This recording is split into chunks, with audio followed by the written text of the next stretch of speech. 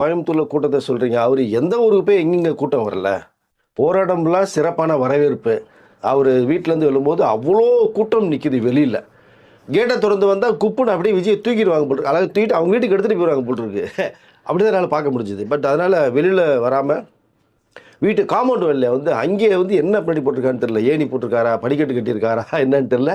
விறுவிறுன்னு மேல ஏறி போயி, ஒரு பக்கம் லெஃப்ட்ல வந்து அந்த மரக்கிளைகள்லாம் இருக்கு. விலக்கிட்டு எல்லாத்தையும் கை காமிக்கிறாரு. ரொம்ப வந்தவங்க எல்லாமே ரொம்ப ரொம்ப சிறப்பா பார்த்து விஜய பார்த்துட்டோம் அப்படிங்கிறது. இன்னொரு பக்கம் வந்தோன்னா இறங்கி போலான்னு பார்த்தோம்னா, இந்த சைடு கூட்டம் வந்துருது. அப்புறம் திரும்பி லெஃப்ட்ல இருந்து இறங்கி ரைட் சைடு வந்து திரும்பி ஏணி மூலமா மேல ஏறி வந்து இந்த காம்பவுண்ட் வால புடிச்சுட்டு அவர் கை தட்டுனது, கை காமிச்சது, பேசுனது, ஃப்ளையிங் கிஸ் குடுத்தது. இதெல்லாம் பார்த்தோம்னா, அங்க ஒரு கம்பி ஒண்ணு போகுது. ஆர்வத்துல கை காமிச்சுட்டு கைய வைக்கிறாரு. கம்பிய அந்த அந்த என்னன்னா, இந்த இத அது வந்து முடிச்சு கம்பி அப்படின்ற மாரி இருக்குங்க. இந்த கை பட்டோனே குத்தி ரத்தம் வருது அவருக்கு. அத கூட பொருட்படுத்தலங்க அவரு. நம்மள பக்கம் இவ்வளோ பேர் வந்திருக்கும்போது, இது ஒரு பெரிய விஷயம் இல்ல. அதுக்கு மீறி கையெல்லாம் காமிச்சுட்டு, பத்திரமா நீங்க வீடு போய் சேருங்கன்னு சொல்லி முடிச்சுட்டு, அவர் வெளியில வர்றத நம்ம பார்க்க முடிஞ்சது.